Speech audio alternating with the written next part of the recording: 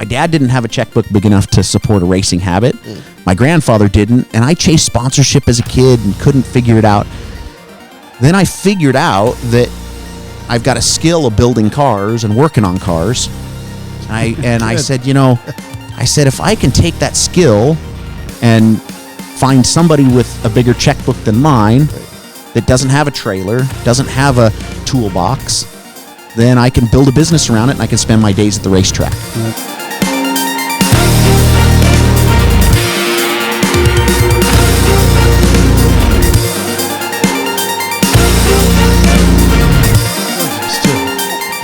So that was the car that really started it all for me. Know your stuff, to say the least. Yeah, so no one can call you a poser, that's for sure. I mean, talk about the family history, being taught by your grandfather. I mean, he had more experience than... It's a pre-A. More experience than most people I know today before you were 16 years old. Yeah, I'm super fortunate. To have a grandfather like I did and a dad and a mom that, let me go out in my little workshop at 3 a.m. before school and build little Honda engines. And, it was just my parents just never put any restrictions or parameters on my life. God bless them. And they never told me that I couldn't do it. They just said, if you want to do it, figure it out. And you did. And that was kind of the start of all this. Do you still have that car? So I raced it for 20 years. I got my license racing it when I was 16 years old. And then in 2009, I had been working with a charity for a number of years, people that have lost limbs, because my co-driver when I was racing the Rolex series, kind of Daytona program, was a left leg amputee. So in 2009, the charity was, you guys remember 2008, 2009, things were dipping a little bit. Oh, yeah. And charities were definitely affected. Sure. And so they were looking for new ways to kind of generate some interest. This was early Facebook time. Yeah. And we had raised about $1 million for him leading up to that point. And the executive director at the time said, Rod, you got any ideas to help us generate some donations, maybe some exposure for the charity? So I donated the car in 2009. We did kind of early Facebook campaign, and they sold 1,800 $100 tickets, raised $180,000, and then this little video right here was the video that we did to promote it. So you can see all we want is an arm and a leg. So that was our GT car that we were racing, but that was the little video that I made in 2009 to promote the thing for the charity, and we were doing what we could to raise money. And you know where it is now? I do. Yeah. So good. Is it in good hands? It's in awesome hands. Great. That's what matters. It's not with the guy that won the raffle. He got it for a $100 ticket. That he right. One ticket. Okay. Yep. And he that was it's funny. So this is called Racing to Change Lives. I don't even think that web address is anything anymore. But that was 2009.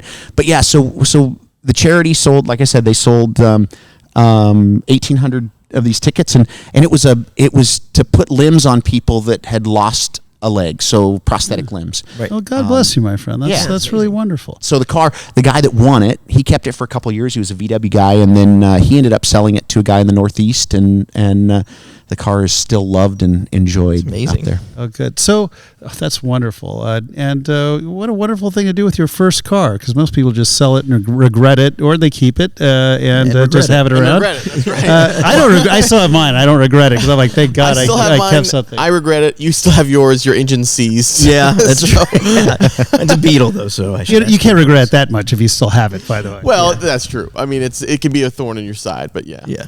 So you really did take all of that experience, roll it up, and then how did you take the plunge to start your own business? And it's never easey, right?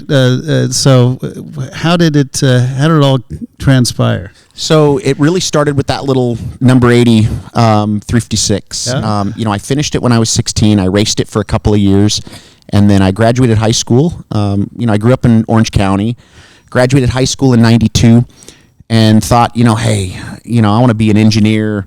I'm going to go to University of Washington, and that's a place where they're building airplanes because Boeing was there. Yeah. And as a car guy, kind kind of fabricator, mechanic. There's nothing better, at least you think, than aviation. And so I thought that's going to be a good career path for me. So the plan was, I went to a community college up there, took some classes at University of Washington, and I took my race car with me, moved to Seattle, and I was racing the Portland and Seattle Historics. And my parents had, they'd drive up and they'd come see me. And at one of the races in 1993, we were at the Portland Historics, and this gentleman comes up, super cool guy. He had a big long beard that was all tied up, and his hair was up in a cloth, and he goes, Rod, my name's Nirbo Khalsa, and my dad was right there, and he says, we're sponsoring this event. He had a company called Kettle Foods, Kettle Potato Chips. Oh. So it was, and at the time, and that was a Salem, Oregon-based company, and we were at the Portland Historics, and I was racing my little 53 coupe, and he goes, oh man, that's the most beautiful car. I love Porsches. Would you guys consider building a car for me? And so my dad and I are like, why not? Let's do it. So we built a little car for Cameron. He's now his name's Cameron Healy. He's the founder of Kettle Foods, and we built this car for him. And then I had a couple years where I was still trying to do school and trying to figure out what my kind of career path was. And then I got married, and in '96. My wife and I planted our feet in McMinnville, Oregon, which was not too far from Kettle Foods, which was in Salem, and started doing track support and going to the races. And that was kind of the beginning of the business, was, basically taking these cars, just like my 356, this car for Cameron, loading them up on trailers and doing the Portland Historics, then doing the Seattle Historics, then taking the plunge and getting 2 trailers and going to Thunder Hill or going to Laguna Seca. And so the business was really a track-oriented business in my early 20s. So you were supporting racing. Yeah. What does that involve? So our, that's why the company's still technically called Emory Motorsports, right, because it was really about racing. Racing is what, my grandfather was his customizer, my dad was his parts guy. I want to be a boy racer, right? That's a little different, right? You stand out a little bit. A little bit different. I grew up drag racing. I raced ATVs and motorcycles, and if you remember the old Mickey Thompson off-road series, I did some off-road racing, and so I just wanted to be a racer. The problem was that my dad didn't have a checkbook big enough to support a racing habit. My grandfather didn't, and I chased sponsorship as a kid and couldn't figure it out. Then I figured out that I've got a skill of building cars and working on cars.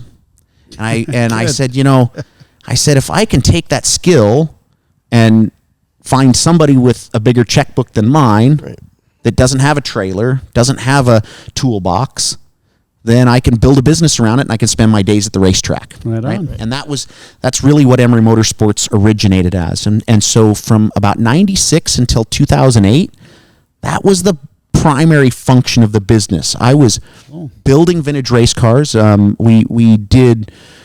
had built probably 50 little 356 hot rod race cars, just like my 53 coupe, and had semi trucks, and we load 15, 20 cars up, and we'd go to Seattle, we'd go to Daytona, we'd go around. And so I was really modifying 356s for the track, but still keeping them street legal. Right. And kind of a crazy thing happened. All those guys that were trusting me building their race cars were like, man, I want something like that I can drive on the street every day. Yeah. So that was kind of the evolution, right? So what were your who were your clients at that time? Well, Cameron was, good example. Kettle Foods and founder of Kona Brewery and some other brands. Just Porsche fans who were maybe business people or a couple of early shoe designers at Nike. I did a lot of stuff with Nike. They were up in the Northwest too, right? Yeah. Oh, right. So I was in McMinnville, Oregon. So kind of an uncharted territory, or I guess new frontier for the automotive stuff. Yeah. Because Southern California, there's lots of people that can work on stuff. Oh, yeah. But being up in Portland, they had this great Portland Historics races, But from the Porsche standpoint, there were only a couple of shops, and nobody was really race-centric, right? I was actually told by a car design teacher at Art Center that the second most common industry that car designers go into if they don't get into the car industry is shoe design. 100%. Every one of my shoe designer friends, they they're there because they wish they could have been a car designer. But so that makes sense. So Nike was 45 minutes from our place in Oregon. Right. Adidas was 45 minutes. So all these car designer guys. One of them was head of design for, he was a shoe designer at Nike. Another one was advanced prototyping and design at Adidas. A couple of early Microsoft guys because I was in McMinnville, Oregon, so a couple hours from Seattle.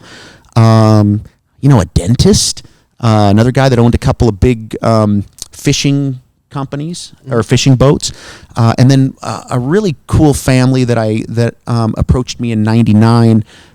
His wife was VP of Microsoft Small Business. She was with Microsoft kind of from the early days, and then worked her way kind of up like everybody does, and her husband had a great career also. I think it was Simpson Paper Company, but he came to me in '99 and said, I'd love to race a Speedster, and so I built a Speedster for him.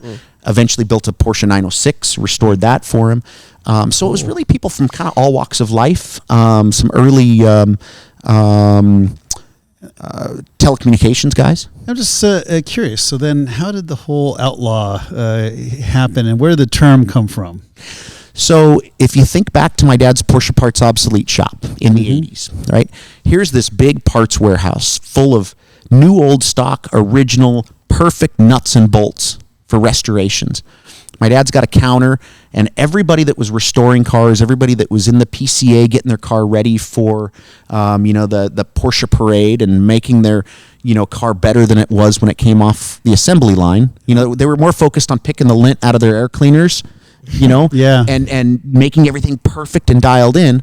They're buying parts for my dad, and then they kind of look back past the counter and then back to this one room in the back of the shop, and here I am with another guy, Little Richie, and another guy, Darren, and my dad had all these ideas. But see, my dad's a visionary, like has all these amazing ideas and a true car artist, but he doesn't have the skills in his hands, never learned how to weld, just really didn't do much mechanical type stuff. Right. And so he would come up with these ideas, and he'd be like, hey, Rod, why don't you lower the car a little bit? And, I'm 10, 12 years old in the back, and popping the hubcaps off, and we're lowering the car a little bit, and we're putting a bat in the fender well, and we're kind of swelling it so we can put 6 or 7 inch wide wheels in the back. And he says, hey, Rod, I've got this set of hood straps, drill them, put them on the front. God, I gotta start trading my son. So I was kind of my dad's hands, right? Yeah. And I learned all this fun stuff. I'm sure I'll take a Porsche and drill holes in it. And, why not? He goes, I got these body mount fog lights, and I said, okay, well, what do we do with these? And he says, cut some holes in the body, and we'll put some trim around them, and you stick them in there, and you weld the little bracket. I love You've that. done some things that now you might say, ooh, that's a little cringe. Not really. No, it's cool. I don't think there's anything that I've ever done that I want to undo because it's. Even if the value of some of these, cars have gone up. Oh, we'll talk about that. Okay. We'll talk about that. Well, before we even get to that, let's back up just a hair and talk about the 356 itself, because it is the kind of core of what this is about. And again, I'm going to try to, we got listeners who may not, everybody should know this car, but it's an interesting car because it was derived from the Beetle. It didn't quite have like the high horsepower thing. It's a little flat 4 air-cooled motor. It's kind of got a jelly mold shape.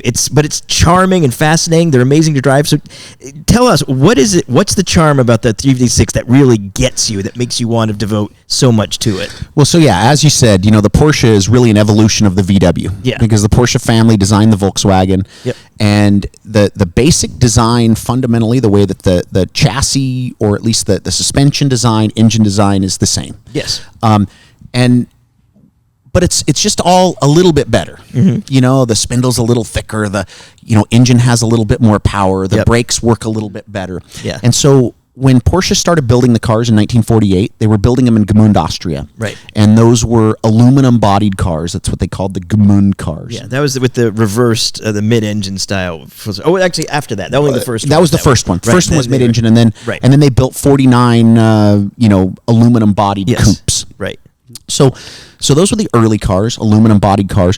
And then in 1950, the family then moved the business back to Germany, so to Stuttgart. And then Reuter, who was a coach builder, they were building the bodies, the steel bodies for the cars. So the 356 really, the time period that they were produced was 1948 to 1965, and it was the beginning of Porsche. Right. It was the evolution, and that silhouette, that side profile of the car stayed the same all the way through, and actually still carried all the way to today's cars. Sure. If you put a 356 silhouette all the way to the 992s, that we see today. I think what's so charming about a 356 is that it's lightweight. Mm-hmm. They weigh 1,600 to 2,000 pounds, depending on which model. Yeah. They had, 50 or 60 to 90 horsepower in that range. They had pretty good brakes. But that they just had that look, the gauges were beautiful. Yeah. With the chrome bezels and the green faces and the steering wheel on the early A cars was this ivory steering wheel that just had just the right feel. They always had the German square weave carpet, so the car has that smell of wool carpet, right? Yeah. Leather, a combination of leather or vinyl, and so it's kind of like sensory overload, right? Yeah. The cars not only looked pleasing and had this unique shape, but they smelled a certain way. Yeah. They felt a certain way because the engine's in the back, which is completely different to everything else that we're so used to. Yep.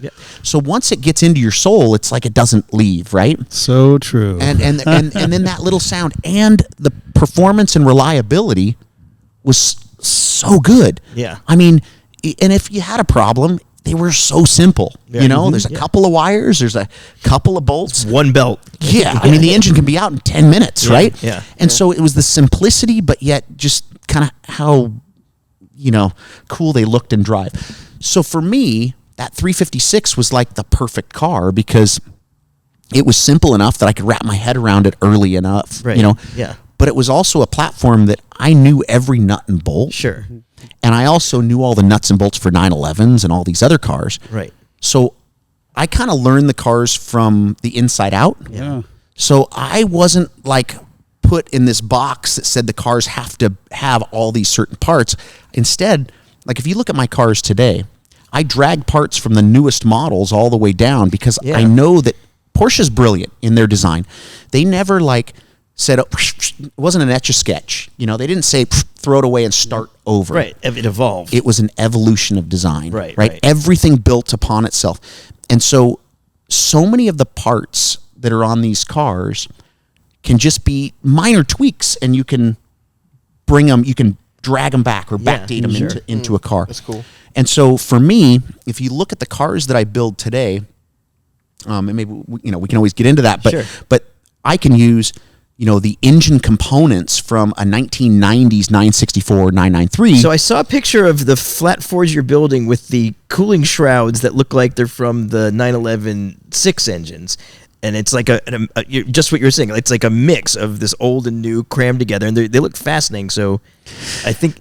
Yeah, so the engine that we build for our cars is very unique and bespoke for the cars because it's 90s era technology and parts, repurposed and repackaged to fit in a 356. But amazing. Everything in my cars is that way. And kind of going back to your question, where did the outlaw term come from? Mm-hmm.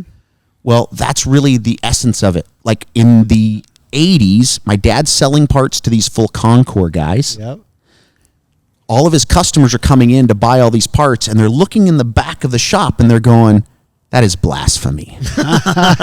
You guys cannot cut holes in a numbers matching 356. Yeah. You can't pop the hubcaps off and run it with 5.5-inch wheels and lower it and slam it on the ground.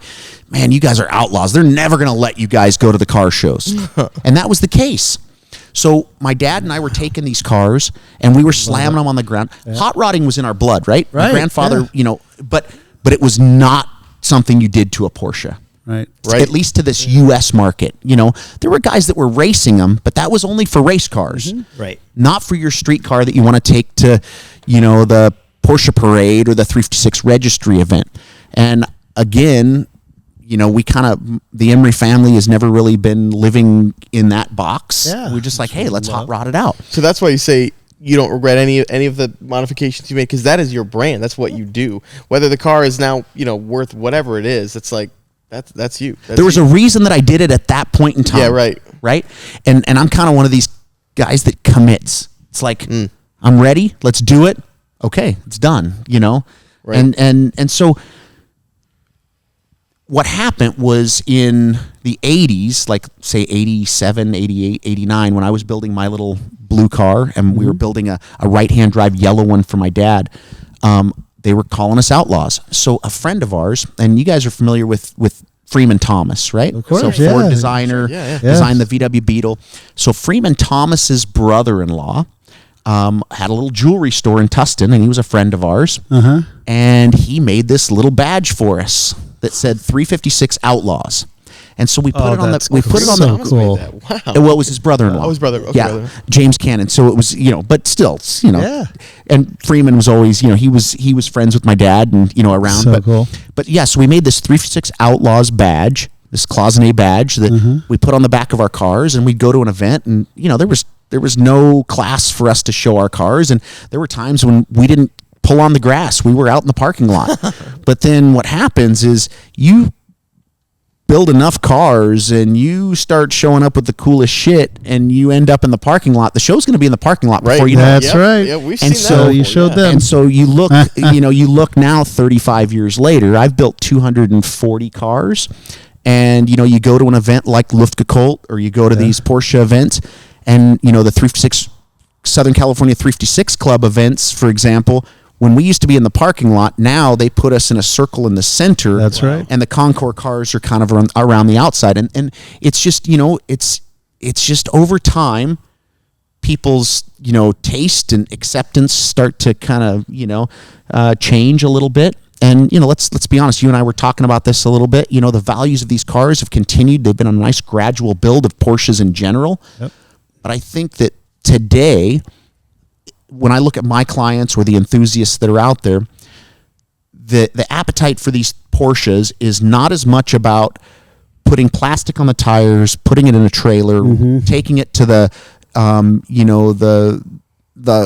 Hilton Hotel grass parking lot or grass in the back. It's more about getting with your buddies, getting in the cars, driving in the hills, going to an event.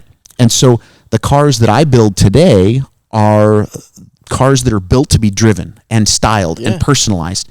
So, that's why, a stock A coupe might be worth, full Concours restored car is worth about $200 now. We were talking earlier, one of my cars was on Bring a Trailer, a 58 coupe that I built in 2008 was on Bring a Trailer last week, and it bid up to $700. So, so it's, the cars that I'm building today are now worth 3 times what a stock one are. The guys looking down on you, thinking that their cars were superior because they were stock, are now The bargains. Exactly. They're eating their own words, realizing yours are now vastly more valuable and more interesting and better to drive, and all the other things that make them, incredible works of art and personal to your customers that you build them for. So, yeah, I mean, our cars aren't for everybody, right? But I think, like you said, now we've built something that is a little bit more, I don't want to say modern, because, the cars then had 60 to 90 horsepower. Now mine have 200 to 400, and the transmission and brakes and everything kind of, make that all work. But to these guys that have been doing these show cars for so long, they're changing as well. I won't say that all of them, but there's a lot of them. I've got a lot of clients that we've built cars for that were like full Concours guys. Yeah. They're like, I'm 65, 70 now, and I want to drive these things before I die. I'm ready for something new too, and put my own fingerprint on something as well. I just want to thank you, Rod, because you were definitely pioneering. There's been a lot of people that have been pioneering in the custom car world and kind of changed attitudes and opinions. Because when we took on Porsche, which was one of the best experiences for me, and it's been the funnest franchise I could imagine. Just been a blast. But I'll never forget, because we were building a custom Porsche back here. The executives come out, and I'm like, oh, gosh, should we be hiding this car? And they were like enthralled by it and thought it was so cool. I'm like, oh my gosh, these Porsche guys, they're open to customs. And then when we did the first Porsche Restoration Challenge, of course, we weren't going to just restore a car. We had to do, what would Galpin have done in 1955 to customize a 356 Speedster? And we kind of had that hot rod element to it as well. And again, we thought we were just going to piss off the world. This is going to just upset everybody. And it was the opposite reaction, just what you're talking about. People going, wow, this is gorgeous. And we got we thought we were going to be pushed out to the parking lot, but instead, we got sung praises, we got people's choice and all that. And I've just noticed from the Porsche community, like, actual appreciation for customs versus what I thought I was going to deal with, which is what you dealt with for the purists that, had to have everything exactly from the factory. And there's certain cars that I would agree with them on, but the fact that now I think it's more accepted than ever is thanks to you. So thanks to you, we get to have a lot more fun at the Restoration Challenge and actually don't get thrown out of the door. So thank you, my friend. And what a wonderful example. And just, I had no idea the amount of knowledge that you've had since 5 years old. That's absolutely incredible. And to take everything that your father and grandfather learned and put it together and do what you do, I just applaud you, my friend. Yeah. So, well, thank you. Just absolutely amazing. And not to mention that your cars are badass, dude. I mean, they look amazing. They drive amazing. And you've got like a 4-year waiting list to get a car now. Is that what I've heard? We do, yeah. It's ever growing. We can. There's 20 of us in the workshop. So there's my wife and daughter run the office. My son-in-law, and our whole crew are out in the workshop building these cars. I'm still and keeping the family legacy together. How beautiful! Oh, I know. It's I'm living my best life. To be able to do what I love to do every day and do it with my family around me. We can build about 15 of these cars a year from start to finish. There's so much work that goes into them. And, the demand's a little higher than we can produce, so it puts a waiting list. But, our clients are great. They're people that love and appreciate the cars. I won't build a car for somebody that's just going to flip it. There's a full interview process. And, oh, wow. Kind of a vetting to make sure that that they understand what we're building. And then also, it is a little bit, there's no instant gratification. It takes some time. But there's a great collaboration and ideas that I've got a good way to kind of balance that out with my clients so that I know that I can build something that I'm going to be proud of and it fits our brand, but also something that I can usually steer them in the right direction. Do you have a favorite build that you've done? Yeah, I do. My favorite car is the car that I built in 1998. That's one of the featured cars at the Peterson Museum right now. It's what I call the Emory Special, and it was the first fully customized kind of hot rod 356 that I built. It was one that 65 Cabriolet that I leaned the windshield back, leaned the nose back, rolled the rockers, lengthened the tail, has the prototype 4-cylinder 911 engine. Just really cool stuff. But it was also one that it was a full custom that I did, and my grandfather was still alive to enjoy and experience it. And there's some photos of it right there. Beauty. So front end, you did change a lot. I could see everything about the car. Yeah. Oh, that's gorgeous. So I finished that for Porsche's 50th anniversary in 1998, and came rolling into Laguna Seca Raceway, towing a little camp trailer behind it. Thing sounds like a Harley Davidson, because it's right. It's a 6-cylinder that's been cut down to a 4, so it's kind of blop blop blop blop blop blop. And I'm towing a trailer, and my wife and I built the car in 11 months leading up to that event. Wow. And we found out 2 months in that she was pregnant with our first child, so So we had to kind of reconfigure some things and put a trailer hitch on it and tow a trailer because the plan was go to Laguna Seca, show the car off, and then spend the next 3 weeks driving around showing,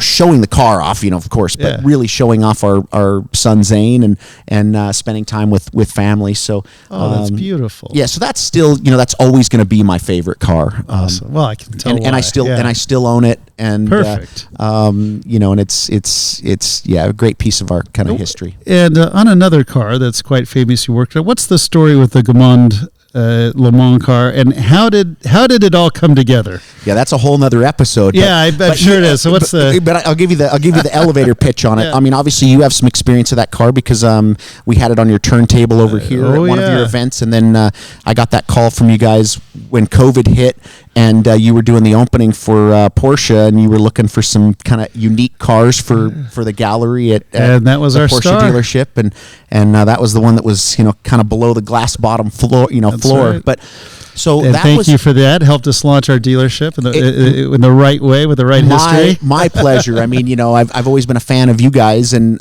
we have such a one of my best friends in life is a good common friend that we have, Gary. He's one of my best friends in life too. So and Gary, I've built some cars for Gary, and he said, and I said, what do you think about this Bo guy? He wants to take our SL, and he says, oh man, that'd be awesome. So you can thank Gary for I will, giving us the okay. No, but so that is Porsche's first race car. The first Porsche to win the 24 Hours of Le Mans. Amazing. And the beginning of all Porsche motorsport.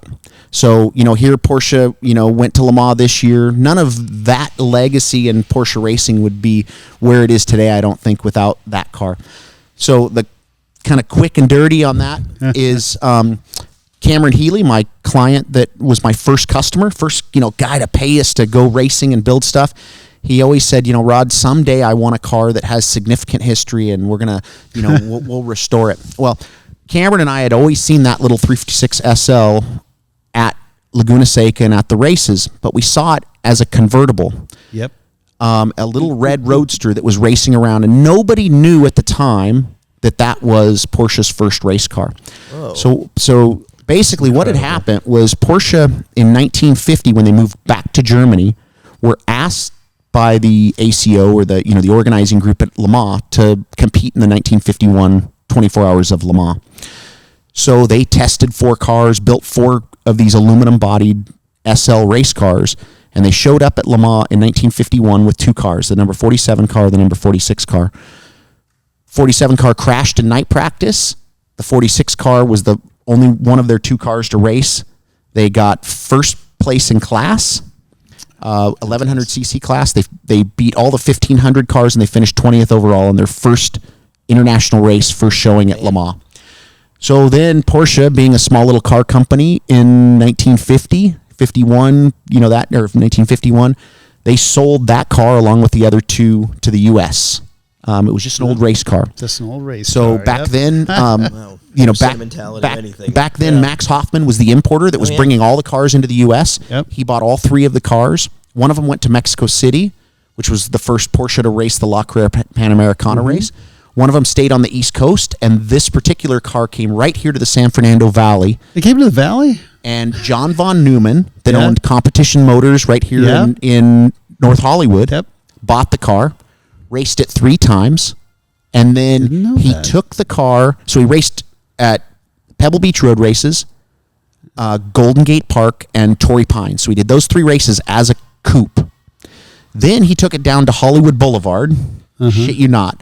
And there was an old coach builder, Emil Diet. So if you do a little history and do a little researching on a coach builder here in the U.S., Emil Diet cut the roof off for him and made it a convertible in 1952. Wow.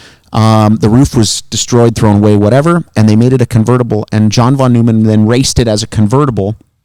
Some say that was the car that inspired the Speedster.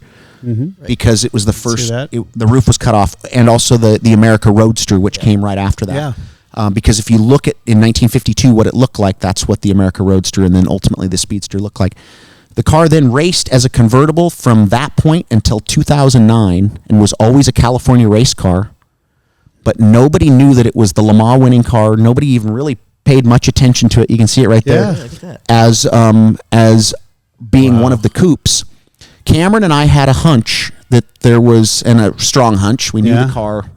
When I built my first race car, the number 53 or the number 80 blue 53 car, when I hot rodded that out, it was inspired by the Le Mans winning car because my dad had pictures and I had little models. Right. So when I took my 53 coupe, I backdated and split the windshield just like the SL cars. I put body bumpers on it just like the SL cars. The wheel covers? I didn't put the wheel covers on, but I put flip over deck lid hinges just like the SL. I louvered it. Cool. I put fog lights in the front just like the SL. I put an early hood handle. So my first car was inspired by the Le Mans winning car. I didn't know that. That's so cool.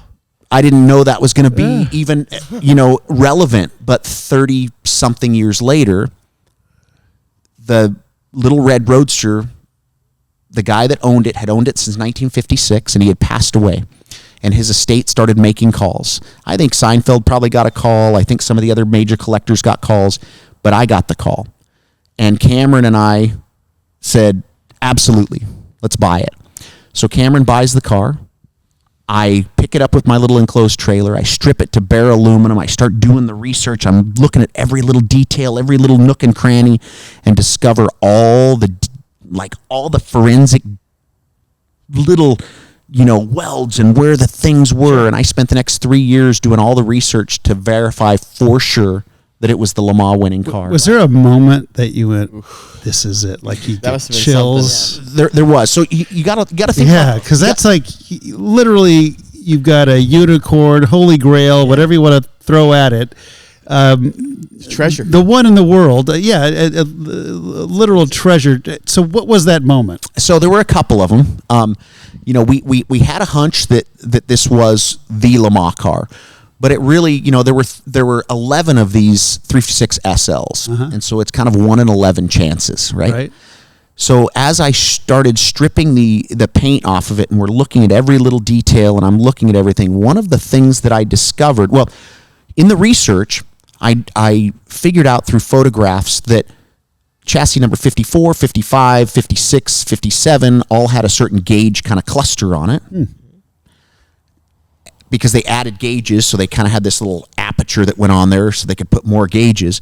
But then after that, the next 5 or 6 cars had that welded on. Well, a photo when John von Neumann had it that I could see in there, it was welded on, but yet, it was like, or it was a removable piece, but yet our car was chassis number 63. So it should have been welded on. Right.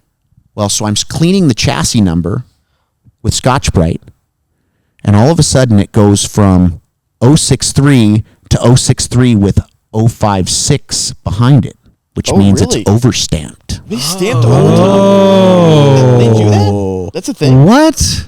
Wow. Holy. So here we are. Yeah. The most valuable 356 in the world is actually overstamped. Why did they do that? So you kind of start to dig into the history, right?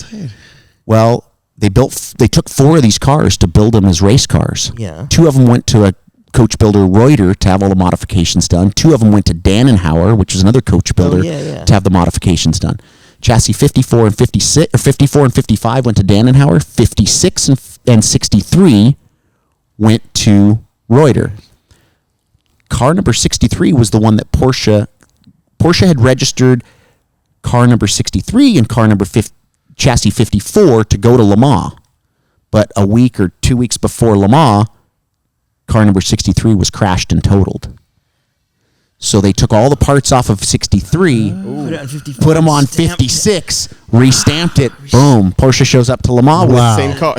Same car. Yeah. That's amazing. Right? So that was like, oh man, this is so cool. So now it's dwindling the numbers down a little bit more. The biggest physical characteristic that I picked up on the cars is that, so now I know that our car is technically 56 and 63, right? Mm-hmm. 56 and 63, so think about Le Mans, right? All these guys are back here, boom, boom, boom, in 1951, and they're going to run across, they're going to open the door, they're going to start the car, and they're going to get in and take off.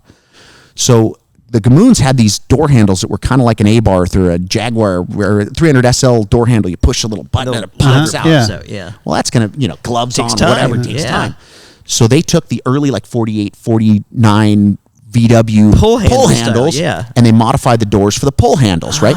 The two Dannenhauer cars, when they modified them, the little indention was this little teardrop, and the handle actually if here's the teardrop, the handle kind of went over it. Right. And the indention was real small. But the two Reuter cars, they made this thing about this big, and the handle didn't even go all the way to the end.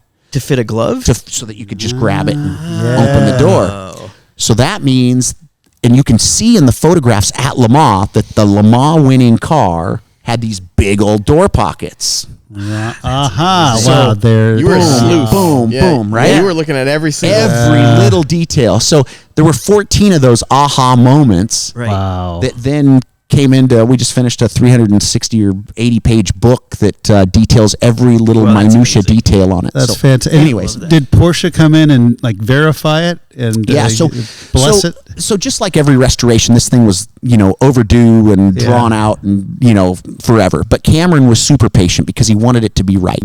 Why don't you put your package together and I'll present it to Porsche and let's see if they can find any holes in it. So I gave them all my research data, and then right before Rennsport, they said, if you can have the car in some showable state, we'll put out a press release, and because we know for sure that it's the Le Mans winning car, and you can have it on display. So I had I had 99% of the metal work done, but it was in bare aluminum, bare steel.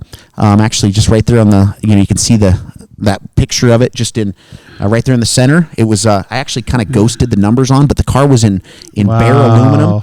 Yeah, and it was we rolled it out. We rolled it out at Rennsport Reunion. And they did a legacy display of all their Le Mans winning cars under the bridge, and that was kind of the cornerstone. And then it was part of their Legends of Le Mans display. So Porsche put out a press release that right there. So you've got the first. Look at that! That's just gorgeous. So that's Porsche's first Le Mans winning car. Wow. Then the car in the center was Porsche's first overall winner, and then the car at the end. In that 3-car display. Look how big that handle is. You could see exactly what you're talking about. Was the 2015 car.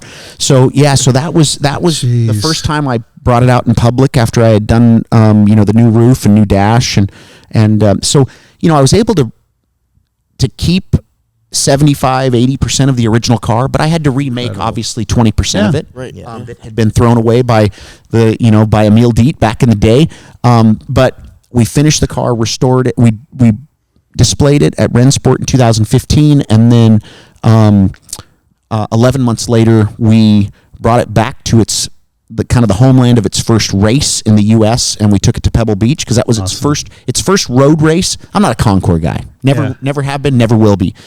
But if there's a Concours that you're going to take a car to in the U.S., that's the one. Yeah. So got the car 100% done and took it to Pebble Beach in 2016, which was, where it raced its first race on U.S. soil in 1952.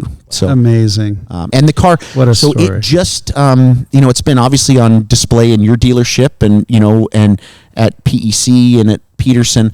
But kind of the dream for the car was that Cameron and I always wanted to take it back to Le Mans. So we finished a book on it earlier this year, and Porsche asked if we would ship it to Europe in 2023. So it went in March, April, and went to the Porsche Museum. So it was on display at the Porsche Museum. So cool. And then we just did a drive with the car from Stuttgart to Le Mans last week, taking the car kind of at some certain milestones that it took in 1951. Because in 51 they had to drive the car from Stuttgart to Le Mans. It was a multi-day trip. That's so fun. We actually put it in a trailer and took it. And then it was on display this weekend for the 100th anniversary of Le Mans in the museum, and it just did. Cameron was over there for the race. I wasn't, but he just did laps at Le Mans in the car.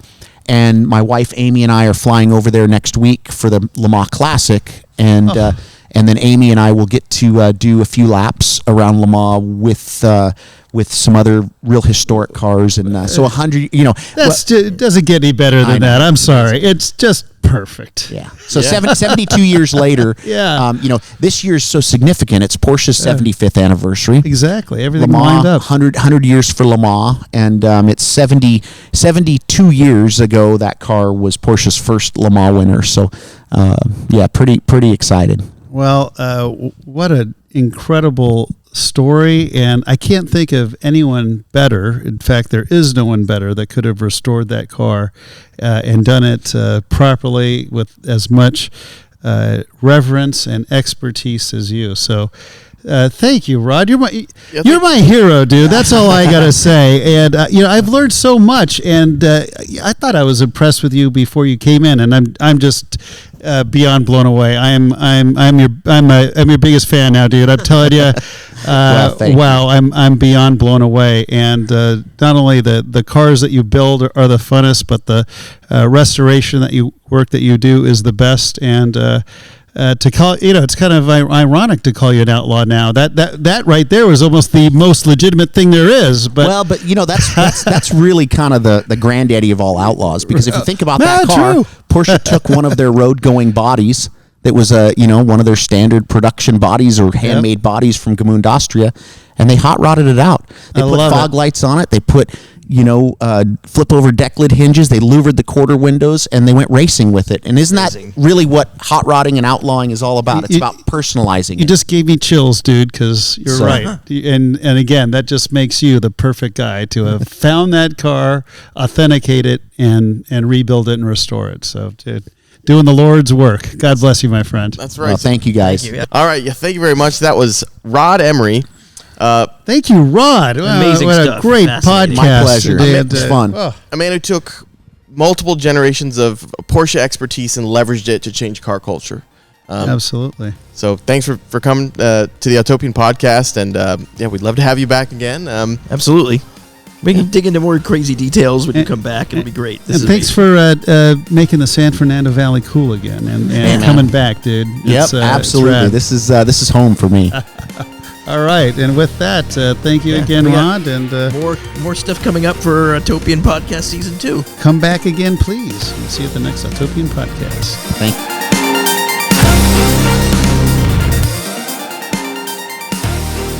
You can find all these podcasts and some really wonderful articles you can't get anywhere else on www.theautopian.com.